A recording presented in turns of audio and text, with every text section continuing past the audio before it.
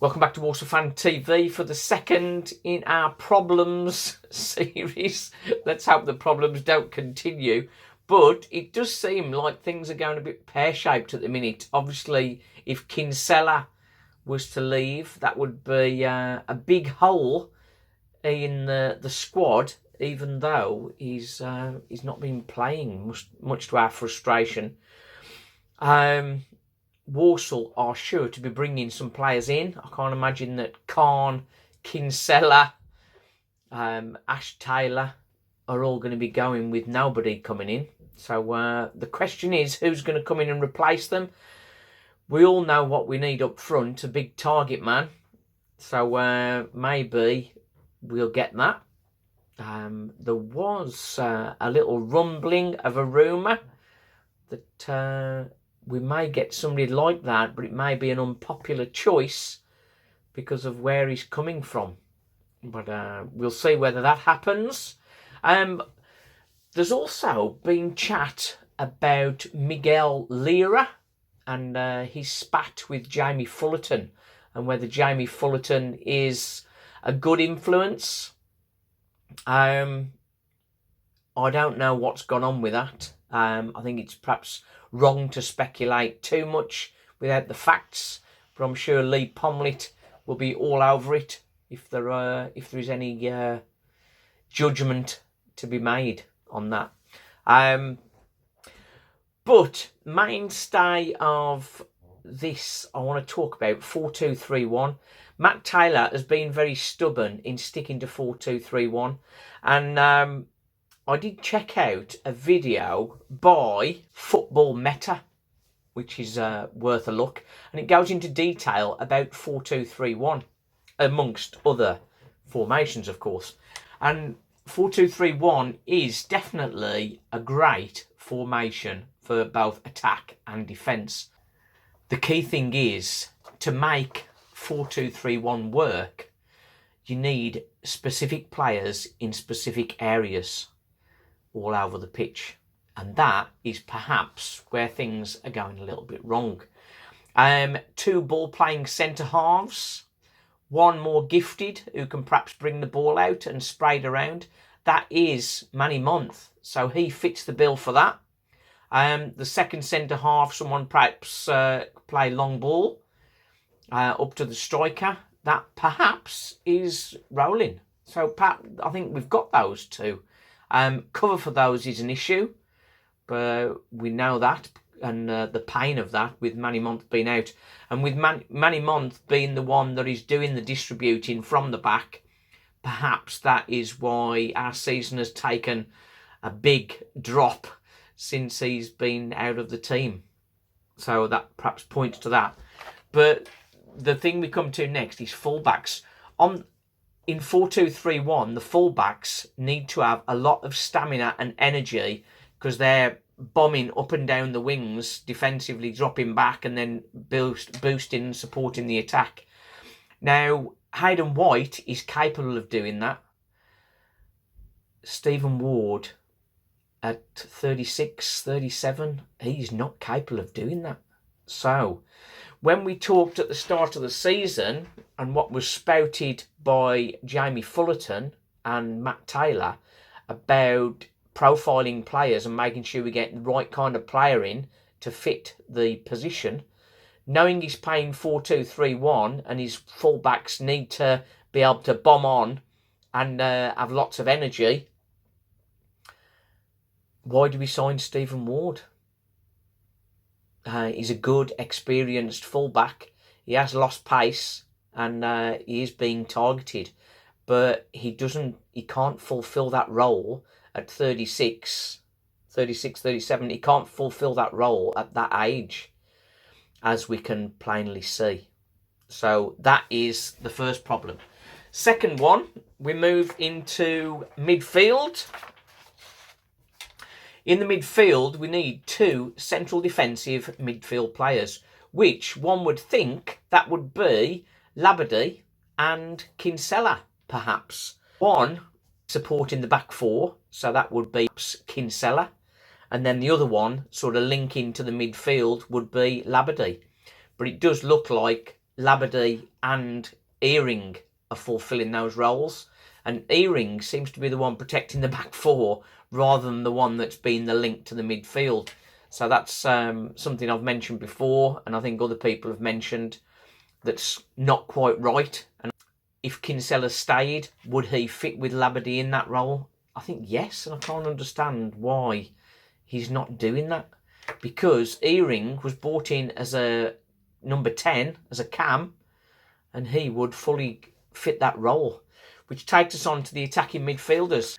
The three attacking midfielders would be, ideally, technically gifted players who are good in one-on-ones to go past players and lay the ball in for the striker, of course, and to set up goals and crosses for the striker.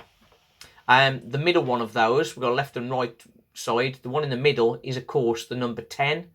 Now, that is your playmaker who wants to be having lots of the ball and be very gifted at passing, to be able to pick out, put players through onto the wing, balls through to the centre forward. And that is a key role in the team. Al-Sadibi, at the moment, I don't think he's the right guy for that. He was a winger and he's sort of trying to convert into a number 10. But we've got a very adequate Earing that should be in that role. We've also got Rory Holden, if ever he gets fit, and he would fit that role. So that's a problem, really. I think the left and right hand side, you got Wilkinson on one side, Kiernan on the other, and that works. And then that takes us to the lone striker role, which is like a withdrawn number 9. Physically threatening and fantastic hold-up play. Flick the ball on for advancing midfielders. Support positional play and link-up play with the number 10. So therefore, that target man linking with that number 10. But that physically threatening and strong player is not George Miller. That is not his game. He's a nippy player who ideally, if we got 2 up top, we'd have a big guy flicking it on for him. He's not a target man, which is what you need in that 4-2-3-1 role. So, there lies our problem. In defence, with everybody back from suspension, we've got 3 of the roles covered. Ward is not capable of that bombing up and down on the left-hand side. So that is a problem that we need to change. And you would question Walsall for bringing in Ward, even though he's a solid, experienced player. He doesn't fit the profile of that position, which is exactly what Jamie Fullerton said him and Matt Taylor were doing. The CDMs, there's questions around that, but I think that's not too far wrong, perhaps.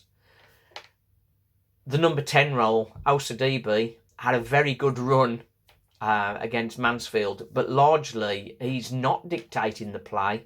He's not getting enough of the ball that we would want that sort of attacking midfielder, the real key and powerhouse of our midfield.